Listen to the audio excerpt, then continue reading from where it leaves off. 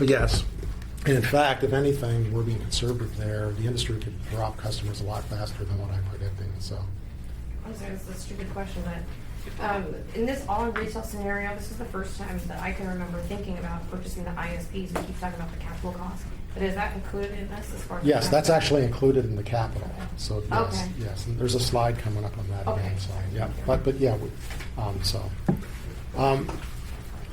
again, I looked at these results by these steps, and so there was this is the cumulative cash flow over until 2024. So the base study that we looked at in July said lose between $26 and $57 million. And then these are the various steps. If you buy the ISPs, it improves the business. But it's an interesting phenomenon because first question you say, well, why don't I could pay more to the ISPs? But the fact is, if you pay a little bit more, then these numbers disappear. Mm-hmm. What happens? You get the benefit by getting the customers sooner, but if you pay very much more for them, the numbers get much smaller than this. It's a very interesting set of numbers that interact there. Yeah. Yes. The assumption was that we paid $3.5 million plus $2 million to integrate them, and a lot of that $2 million would also go to the ISPs because they've run the business for a while to be integrated, that sort of thing. So then the sales burst actually loses money, but it's still a very positive thing because it adds anywhere between 6,000 and 9,000 customers, and those extra customers make everything you do, all the overheads become much more affordable. I always use the example of the general manager's salary. It's much cheaper per customer spread over 9,000 more customers. Yeah. So the reason that loses money is the actual sales burst is very expensive. I mean, it costs like $2 million to have those folks come to town. So, but the benefit you get out of it is long term, and it's actually very positive. So, operating at industry metrics. Cutting back staff is a giant number. So cutting back staff saves a whole lot of money over the 9 years, and we'll talk about that. So, and as you can see, in the best scenario, which was the 50,000 customers, the cumulative loss is only $1.8 million over the 9 years. Even though it goes way down before it comes back up, because you spend a lot of money to get there, you can pretty much do a break even over that time. If we can do all of those things I've listed, if we can renegotiate labor and buy the ISPs and put in gigabit, I mean, the whole long list of things it takes to make this work. So, here's the more detail then on each of those steps, which answers her question. I'm sorry, I said 3.5, it was 4.5. So that's for all of the ISPs? Yes, that's for all the ISPs. And again, another $2 million transition cost, which a lot of that also goes to the ISPs. All scenarios are better buying them rather than competing with them, but some of the scenarios are only a little bit better. Each one of them differs a little. So, and again, if you pay much more above that price, it would be better to compete with them. So, Doug, where did you generate that $4.5 million from? It was a number that was discussed between the ISPs and Click sometime either earlier this year or late last year. I don't know, that obviously never happened and never occurred, but it was the last number I heard of. So I just used that. It's based on evaluation that we did earlier. So. The sales burst, again, very expensive, about $150,000 to get one of these companies to come to town, and then they would be paid a commission of about $200 for every new customer they would get you. Normally what happens is you would ask customers to sign a 2-year contract, and you end up keeping about 2/3 of those customers in the long run. About 1/3 of those people are people who shop on price. They're going to come over for the special. At the end of the special, they're going to go look somewhere else. But keeping 2/3 of a lot of new customers is a really big deal. That's way faster than you're ever going to grow organically. So it's still a very good thing to do. So I have 2 questions on the slide. First, on the 2/3. We have a population base with the military base and a lot of our low income, a lot of renters. We have a lot of people who move in and out. Right. And would this number take into account the unique nature of Pierce County and our territory? It really does, because that's a urban number. And so, I mean, almost every city has people moving in and out. I mean, I don't know that you're all that different than cities of your size. To the extent you were way more volatile than them, then it would be a little less than that. Right. Yeah. My other question is, so there's a lot of grassroots support, I would say, for Click. Do you have any examples where, and we live in a socially media connected network world.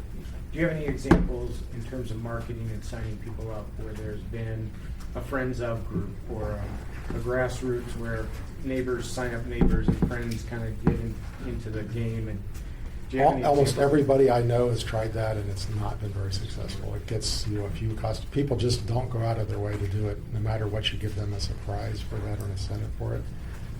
It's a great idea. You will get some customers out of that, but you don't get very many. So now, I've never had anyone who paid somebody the same $200 we would pay these outsiders. That might make a little bit of a difference, but it's still a lot of work for somebody to talk their neighbor into doing it. So, in smaller communities, we often see the whole community get stirred up and get behind one of these things. But you've been around a long time, and it's hard to think that you could do that here potentially, unless you really got the community stirred up over gigabit or something. I mean, that would be possible. I don't know how we could even pay commission though, being a Right. city. Right.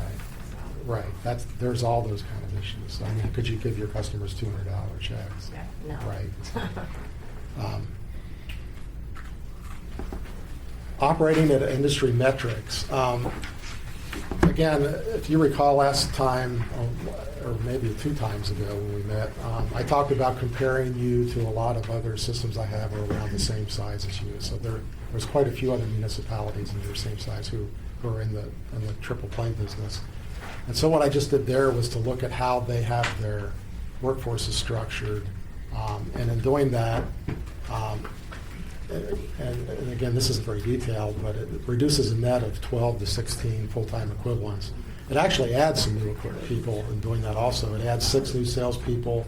It also would add some new customer service people and actually a new outside plant technician, because right off the bat we know we're going after more customers. There's actually, those 2 areas need increases.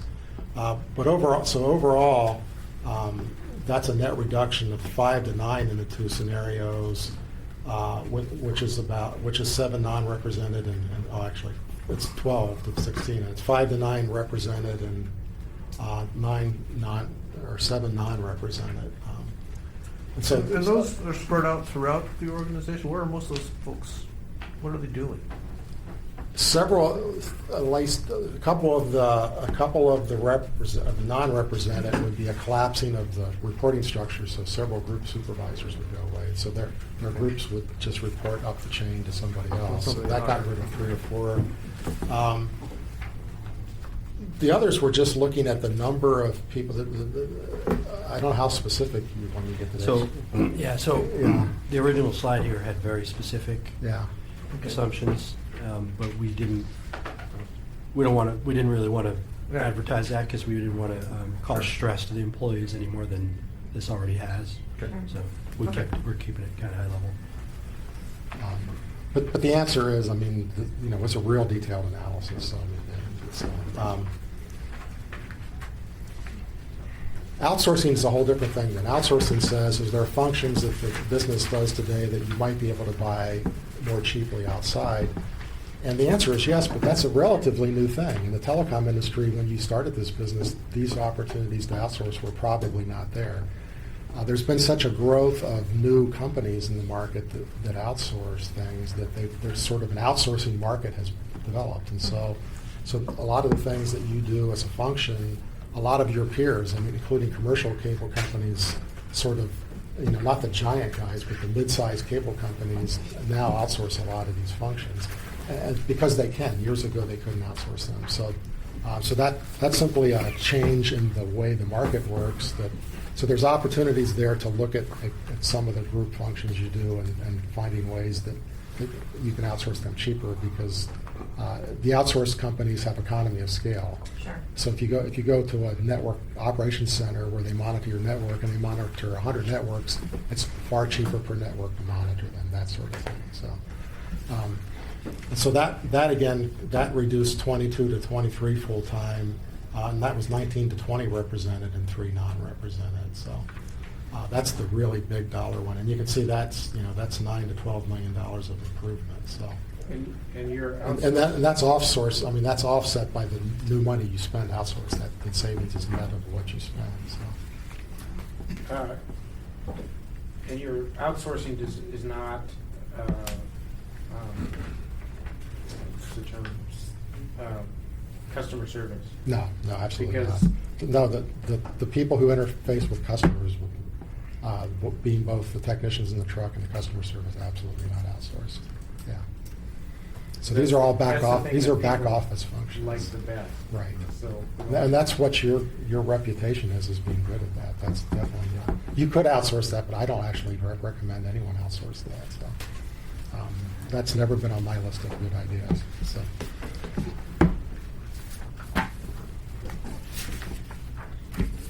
Back to the issue of labor. You guys have two labor unions, which you obviously very well know, and 75% of the CLIC employees are represented. There's an actual quote, and this is one of many out of the current labor contract at the bottom here, that are the kind of issues that you're going to have to overcome if you wanted to make these kind of changes. And so the one that's quoted here talks about how you wouldn't be allowed to outsource something if somebody who's here could do the function. And so that's one of the current things that's in your language. And there's other, this is not the only item in your employee language that would be a problem, but if you wanted to undertake these, that's something you would have to tackle head on. And it's not an easy thing to do, but it can be done. But I mean, there's lots of companies who have renegotiated their contracts with labor, but this would take a major renegotiation of the contract. So. And of course, you have an obligation as CLIC to negotiate in good faith. So.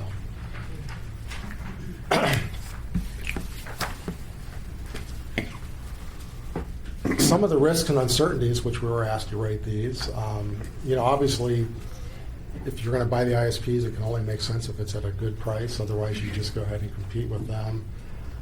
We already know competitors are going to increase their services, the number one being Comcast, and so that's a huge thing.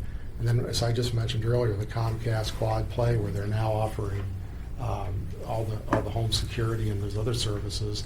And Comcast is talking about getting into the cellular business again. They do that every 3 years, so I don't know if they'll do it or not. But they're making those noises again.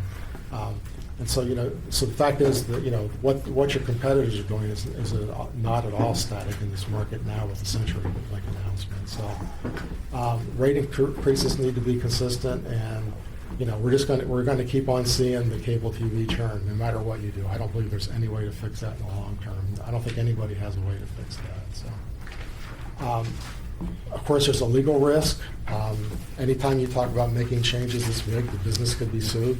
You can be sued at any time for anything. So I suspect you guys have seen lawsuits over the years. So there's also a legislative risk. There's a lot of movement going on in states right now as a backlash to the FCC made a ruling earlier this year to make it easier for municipalities to compete.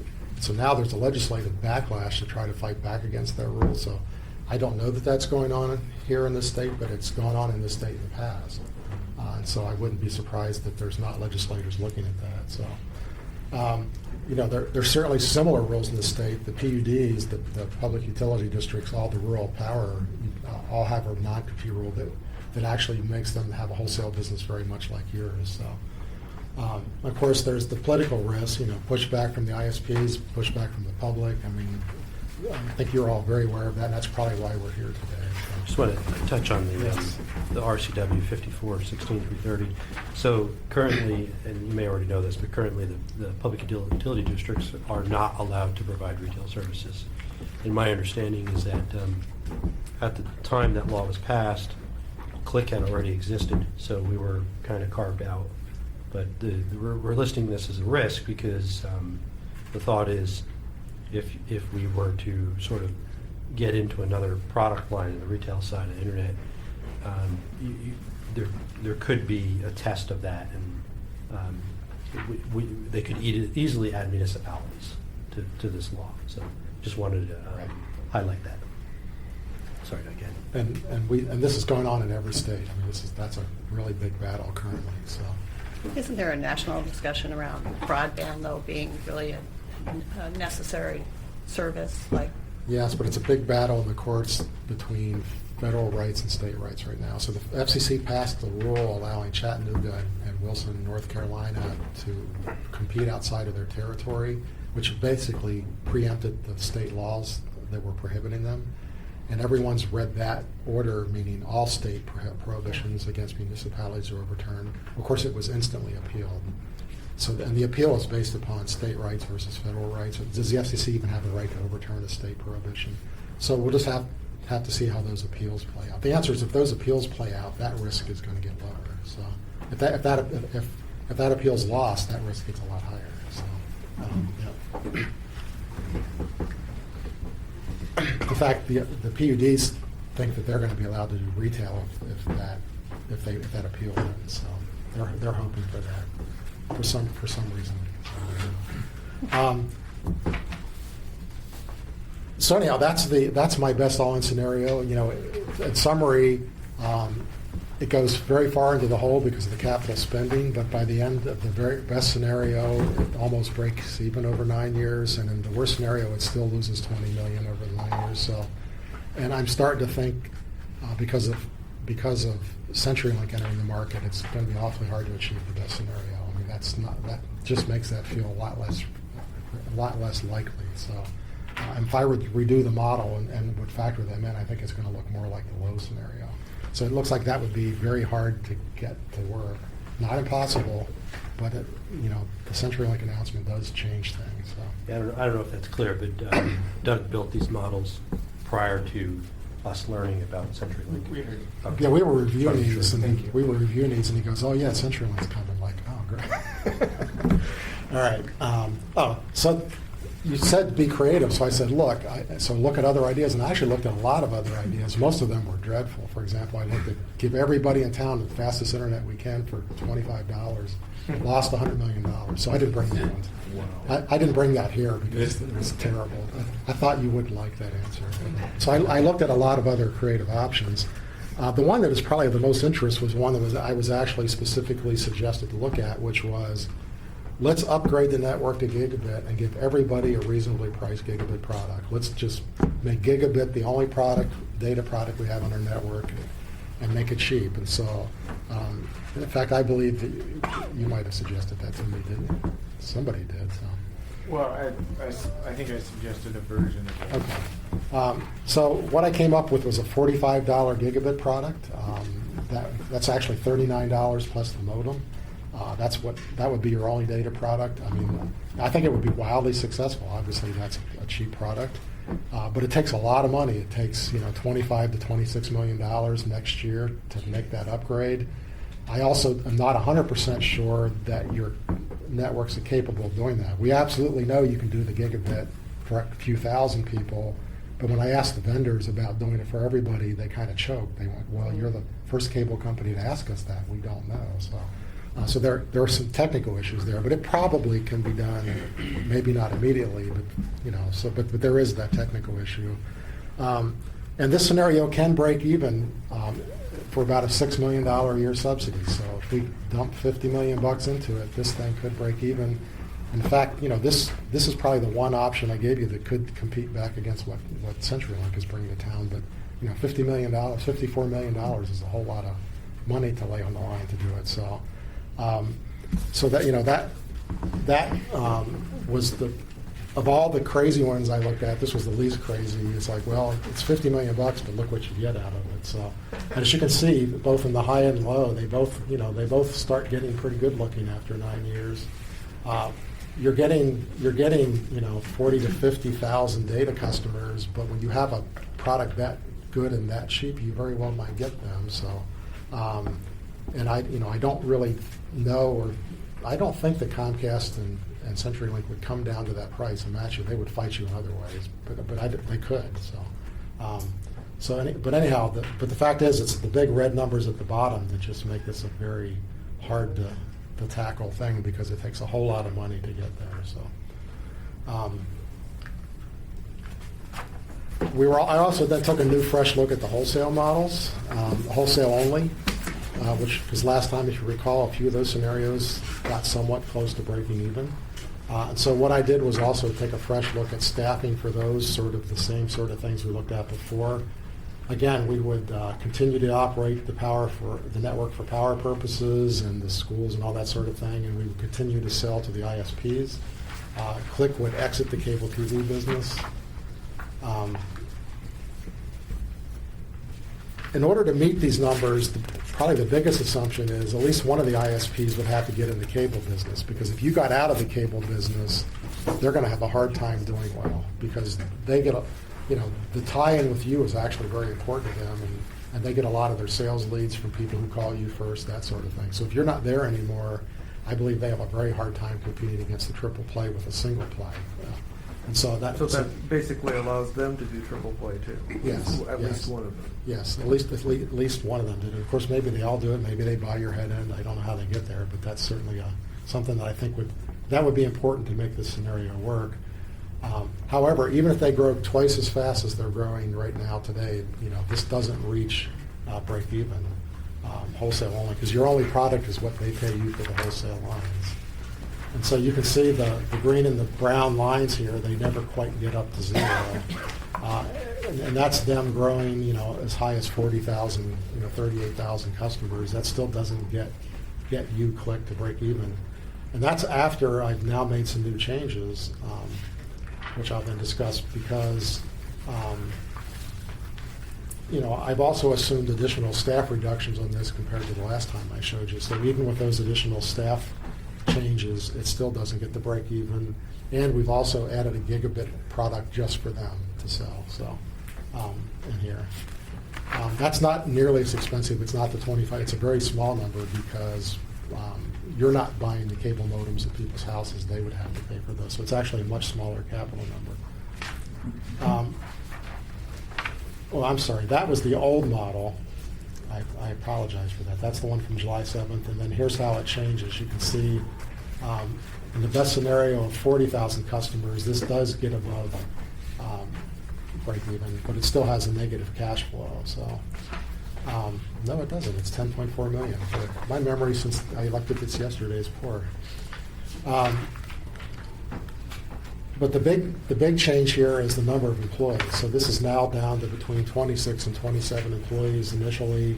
That grows back a little bit as high as 33, but it really, it also looks at those outsourcing functions, the same ones we looked at before. So it really talks about changing the way that the click works in the back office here. So of course, the original one I showed you got rid of all of the retail employees. So there is no customer service in here because you're not in the retail business anymore. If you recall, originally this dropped to 61 employees. So those retail folks went with the first drop, and then this looks at really trimming back everybody else to be as slim as you could possibly be. So,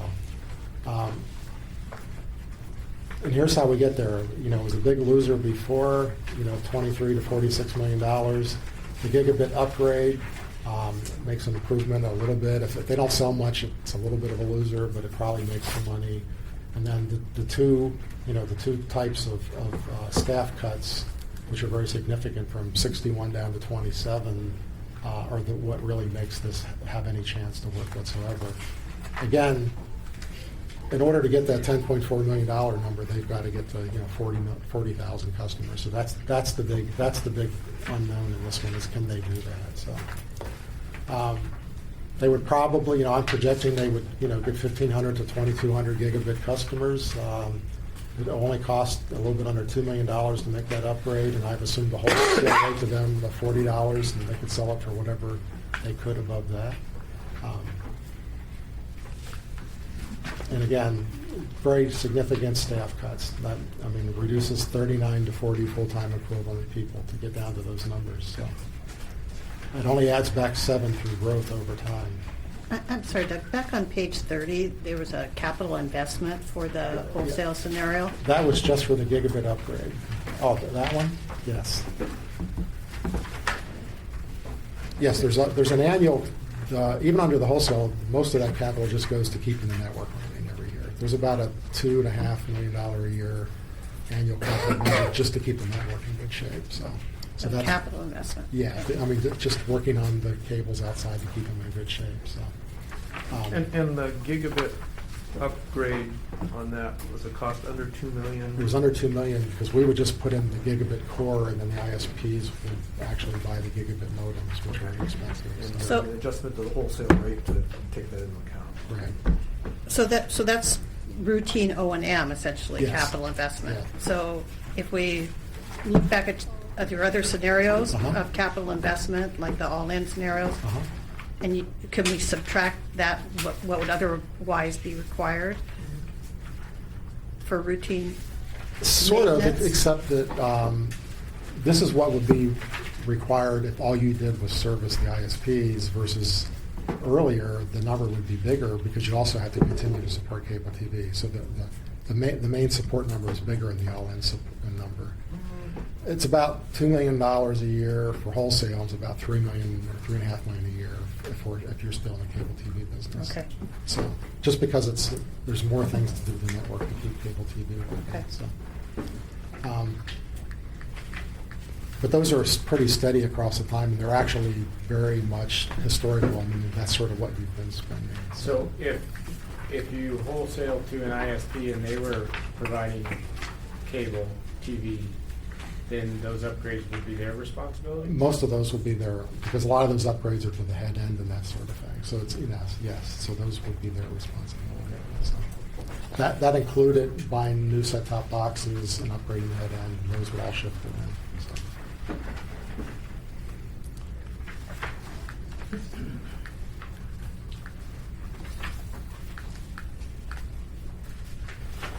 Now, talk about risk for the wholesale model. All the, you're again, I just remind you, you're really unique. You're the only company who has the model you have, where you have a retail cable TV and you wholesale everything else. So it's always hard to compare to all the other municipalities, because all the rest of them, almost except for the PUDs in Washington and a couple of folks in Utah, have the triple play. And so the ones who did your wholesale model have pretty much failed. Provo sold theirs network to Google for $1, and Utopia struggles like crazy. So, and all the PUDs subsidize their networks. I mean, none of them are profitable. So in the state, I know them quite well. The wholesale model, the biggest risk is it just depends on the ISPs to grow the market share, and to be successful, they really have to be very aggressive for a long period of time. It's certainly not impossible, but that's the biggest risk. Again, they need to offer cable. I don't find it likely in your current market. I was asked, could we attract another ISP to the market? I can't think of where you would find one. I mean, again, I don't want to say it's impossible, but I know all the folks who do this, and there's just, the reason the companies you have are ISPs is they were local, and it's hard to find anyone who's little like them who's going to relocate to your network. So, maybe you could do a nationwide search and find somebody, but they would be walking in competing against Comcast, CenturyLink, and 3 other ISPs. I just don't see anyone who finds that as an attractive business opportunity. So, again, I'll just keep saying CenturyLink just changes everything. So that certainly affects this wholesale model every bit as much as it affected the retail model. I think that that certainly is going to have a big impact on the ISPs and you both. So OTT video, which we've talked about before, is going to make it just as hard. If one of the ISPs gets in the cable business, now they look like you. They have all the same problems. Comcast is increasing speeds, and it's not their top speeds. They have this crazy 2 gigabit product which nobody can actually order, but they're just increasing their base speeds. They're talking about making the base product within 2 years 100 megabits a second. I don't know if they're really going to do it, but that's what they said they're going to do. So, you're going to have to beef up your and the wholesale network a lot just to keep up with that product, I think. So, and it's always possible that some other wild card like Google shows up here. I don't know if they will after CenturyLink, but. And again, I put the slide in from the Wave lease again because I wanted to talk about the risks of it. So Wave or some other lessee, because you actually had more than, I always used to say Wave lease, but you had more than one lease option on the table, would operate the entire network on your behalf. We have Tacoma Power retaining 6 employees only, sort of to keep just the bare things working to keep that relationship going. And then that company would do everything else. They take over the capital, they have all the employees, they do all the retail sales, the whole bit. So they would continue to honor your INET obligations so that Power has their stuff and the city has their stuff. And there's numbers that you've seen before. It guarantees you a certain amount of money a year, no capital investments, and it's profitable for 40 years. So there are risks for it, which is the reason we put this in here.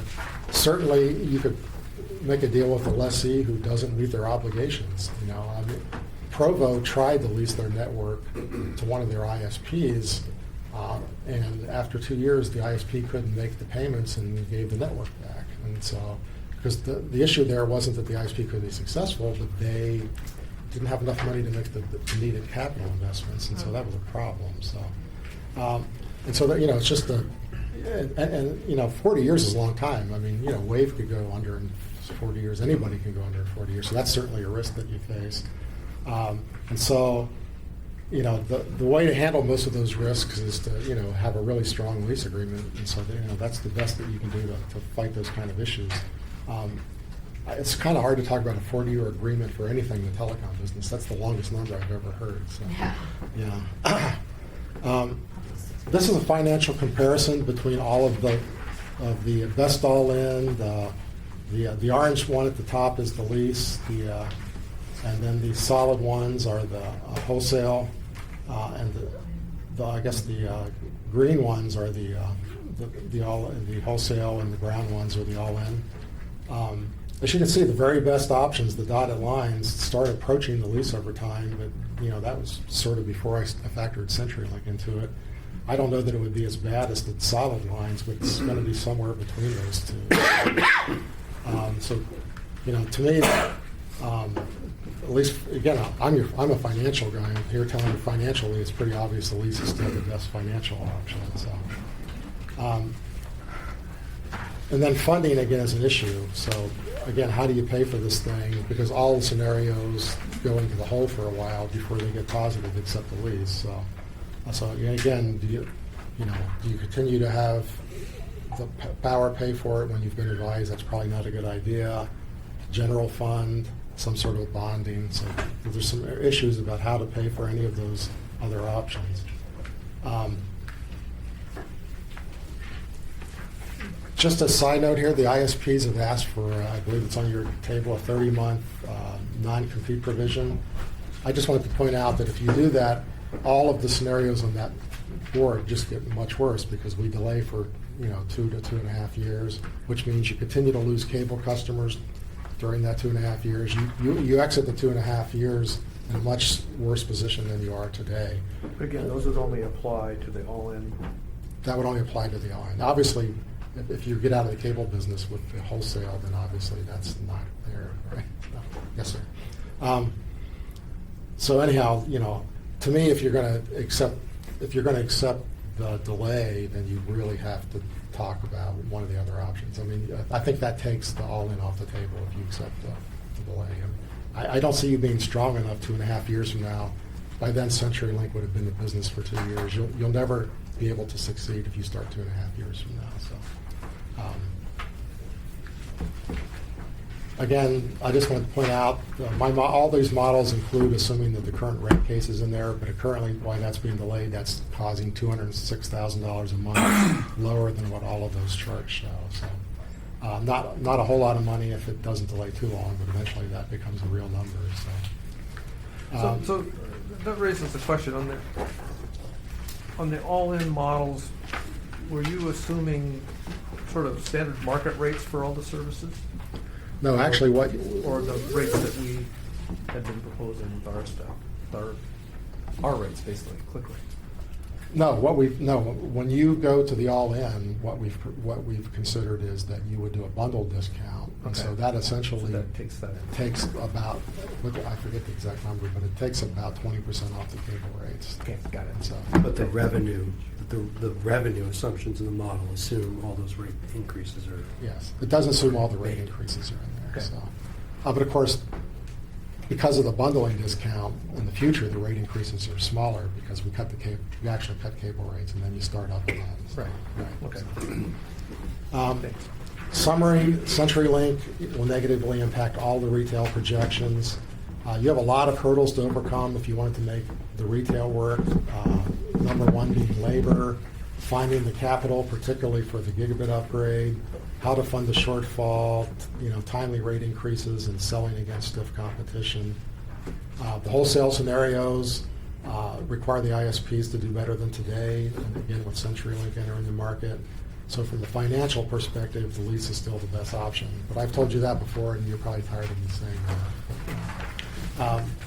Now let's come back to the issue that you actually handed to me also, which was how do you decide the policy issues, because those are just as important to some degree as the financial issues. Finance is one of the many policy issues. So what I did was I took what you had handed out to us and I did my own assessment, and this is strictly my own. This isn't from the Click Management or from Power.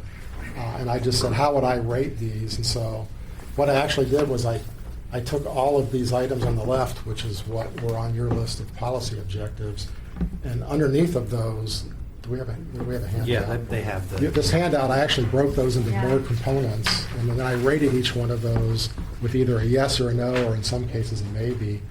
And again, these are my own ratings of how I would rate these things. And then I rolled those all up into these numbers. I said on a scale of 5 being great and 1 being terrible, how does the 3 business models meet the various objectives? And what I came out from that with, of course, everyone who does this is going to come up with a different answer. This is just mine. Every one of you would rate these differently. But the other thing that you would each do differently is you would say, where I would say financial success is my number 1 priority, you may say 2 or 3 of those others are your priority. So when you start looking at it that way, this kind of exercise probably will help you, because these are a whole lot of different policy objectives. I've actually helped other cities do these sort of things. So I suggest this as a framework for you to sort of quantify all of these, particularly if you look at this long list.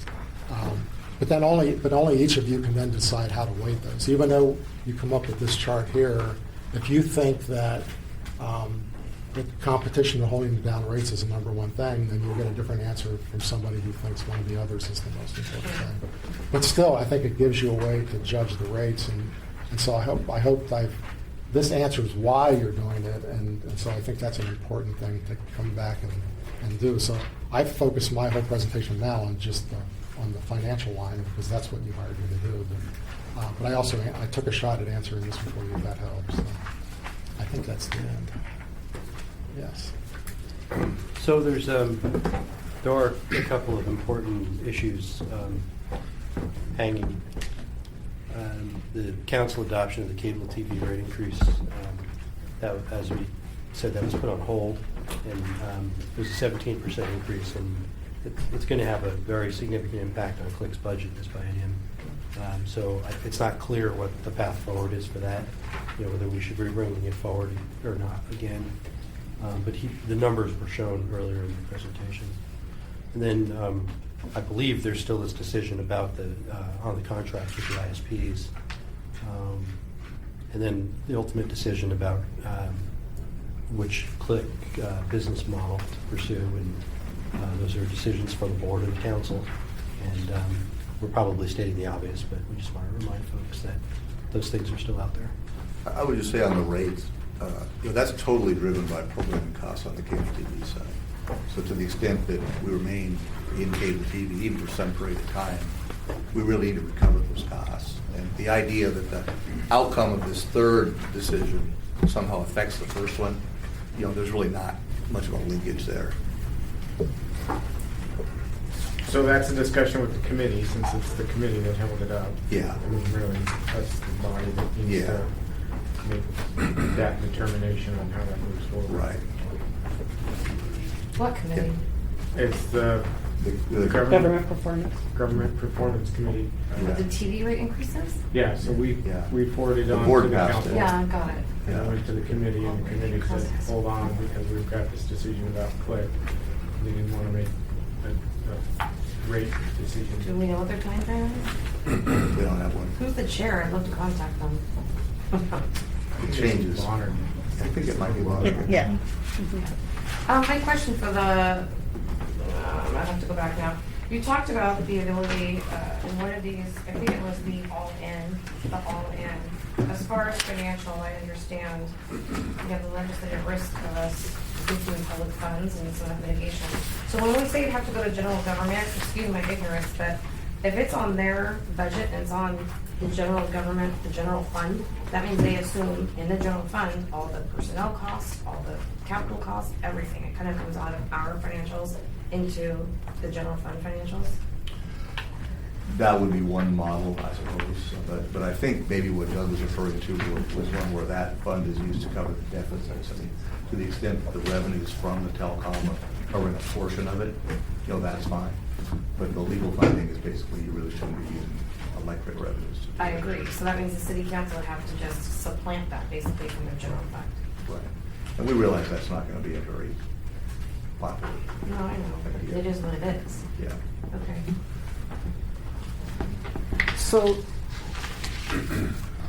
is there any viable technological scheme that allows the local broadcasters to broadcast free over the airwaves and the cable carrier to offer everything else?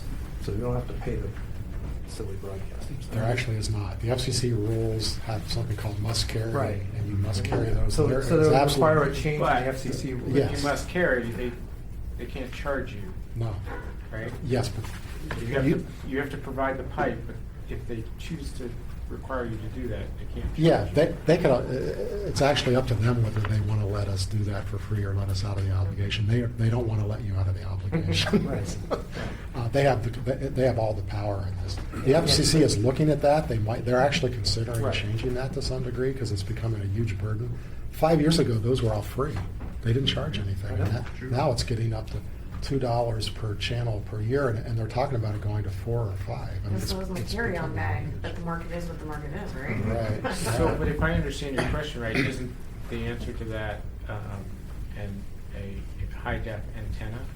Well, You can't. That's my You question. you could not go, here, customer, here's the high def antenna, I'm gonna give Yeah. you the rest of the channels. You can't bypass. that. You can't. You would still do have to that. pay for the channels, Yep. even that way. Oh, interesting. So, yeah, that's already been tested by 2 lawsuits. Yeah. Yeah. Because people have been trying to get around well, it. yeah, so I can imagine. So Yeah. that's why I was asking the question. Yeah. We've had the first session with the board and the council, and a lot of the information that we gave them is now in this document. My question is there a change in some of the information in this document? The base cases here that these were all built on are exactly the same as July 7th, so those are not changed at all. The only real change is I followed the instructions to really find every way I could to make it better, so I looked at new things like cutting back labor and those sort of things, so which were never presented before, so those are new, but there's no change to the old information. CenturyLink entering the market is new also. That's new. Okay. But those were, there's no change to the original stuff. We're not amending anything. But the financial models in here after the base case have new elements to them. Yes, but the base cases have already been presented, so. It seems like this answers some of the questions. I mean, there were some living questions asked in the last study session. Oh, yeah, it was. And so I think this at least provides very black and white information. for us to move forward with. Thank you. We hope it's responsive. It is. Well, I guess I have just a few. One is, I guess I'd like to, and because maybe the board has already had the opportunity to do this, see some more detail behind the financial analysis in these at some point in time to understand how some of the existing accounting is used or isn't used in those predictive models. I'm not You're sure. saying accounting is probably not used much. Okay. So I would like to maybe see some of the detailed financial analysis behind that. And then, Doug, you made a statement on slide 35 that all PUDs are subsidizing their systems to some extent. This was in the wholesale analysis. Right. So how are they doing that? Their electric customers are subsidizing their. Yes, some of them have done that very openly. The rest of them simply cover the shortfalls every year and don't talk about why they're covering them. But they're all subsidizing it to some degree. Now, a few of them are subsidizing very small because a few of them have only turned up a handful of customers. But with any ones who have significant customers that are subsidizing it. So. And remember, Larkin, the state law changed from PUDs to allow them to do that. So they actually have statutory authority that goes through how they're supposed to do the accounting. They set up a separate enterprise fund, or they make it part of, and they account for the revenue separately. And they're supposed to take in funds, and up until the time they actually pay off the infrastructure, all monies that they take in are supposed to be paying off what it is that they built. But the authority to build it comes from their ability to use it for their own infrastructure and then just try to sell off the surplus. So if they have surplus capacity, they sell it off, and until they finally collect enough revenue to pay off the infrastructure, they can continue to subsidize it. But that's in state law, only for PUDs. And the reality is that it's going to take them 100 years to pay off the original investment. So it's a long-term thing. So, yeah, you have a little catching up to do. Yeah, they've I heard this understand. 3 or 4 times. Yeah, So, yes. yeah, I apologize for that. Yeah. And I guess then just my gut reaction to the scenarios and the analysis here is that I'm kind of surprised that the wholesale looks so much better than the all-in retail. I mean, that intuitively doesn't seem. And the reason for that is it takes such a small number of employees to make that work. I mean, that's the big savings there. That's the big difference between those. So, I mean, Because from a customer perspective, it Yes. doesn't seem like that's. It seems like that's sort of the worst of all worlds. I don't have to click service, but I have to get 3 different lines of businesses instead of 2, and so that, from a customer perspective, just doesn't. Well, you'd still have the ISPs presumably picking up the video, right? So from a customer perspective, it'd be the same, be better actually, if you had one company offering the video and the internet both. Okay. I mean, you Assuming could that- just, I mean, it That's a could big be. assumption that an ISP would be able. Yeah, it's a to- necessary yeah. assumption in that well, one. it's necessary if they're going to double their customer base. It's if they could continue wholesale and be profitable without doing that. But I was looking at it from Click's perspective. For them to get 40,000 customers, I think they would have to add cable TV. They may not agree that they have to add cable TV, and they might be happy with the number of customers they have. So, in which case, then wholesale doesn't look good because it would look like the first part of the chart and it would stay there. So it wouldn't climb. So there's a lot here, we realize, a lot for the board to absorb, and there will be for the council too. We tend to deliver essentially the same presentation next Tuesday. So happy to answer more questions. We will follow up, Board Member Larkin, with a briefing on the details behind the model for you and for anybody else who's interested in it. So I guess,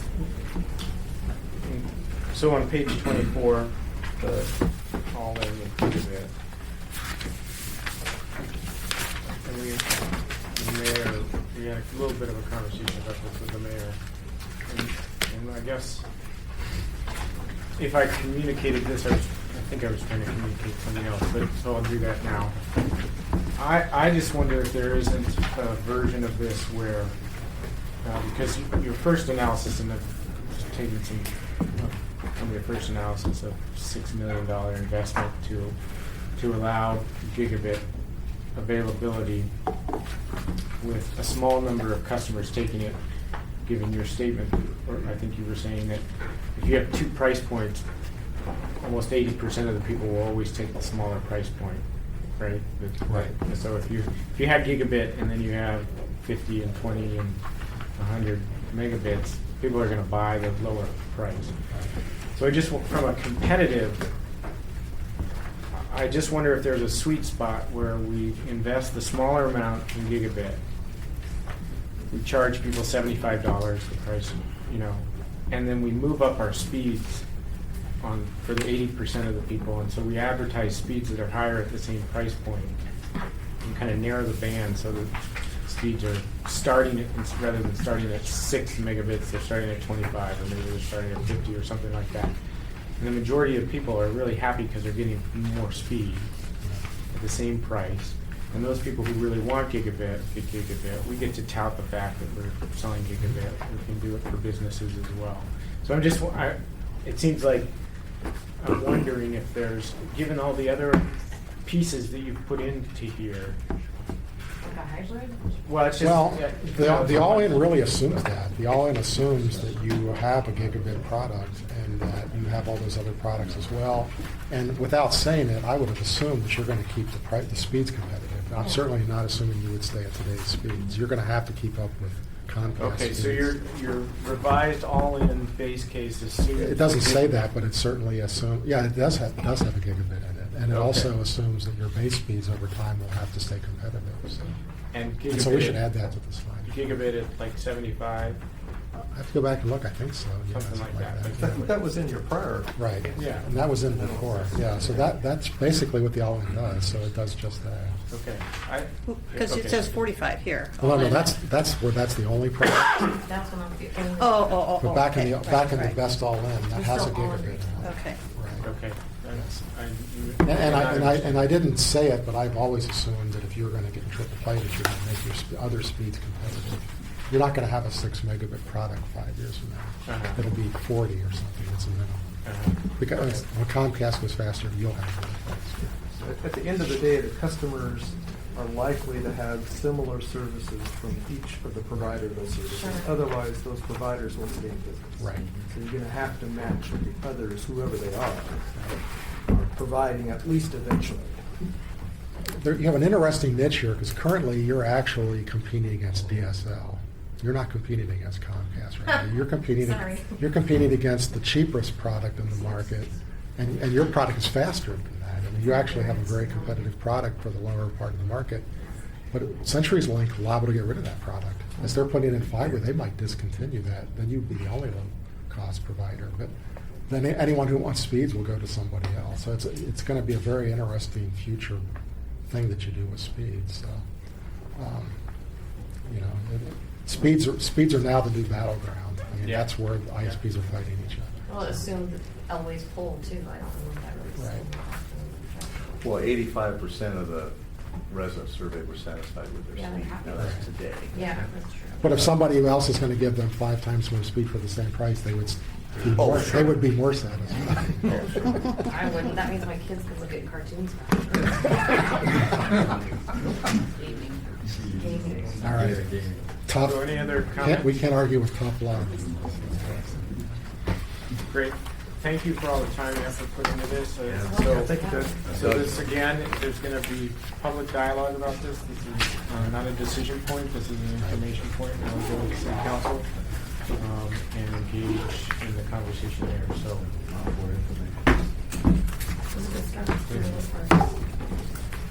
Consider this beginning to end. We sort of given you Fiber 101 I know. course here. We should give you some continued education. Thanks, So- Doug. is there anything else for the good of the order? I don't believe so. So, what I'd like to do is entertain a motion for a 15-minute or other time Till 4:45 hours or 5:45. for an executive session regarding review of the director. With the director, or without the director? With the director. I move that motion. All those in favor, say aye. Aye. Any opposed? All right, thank you, staff.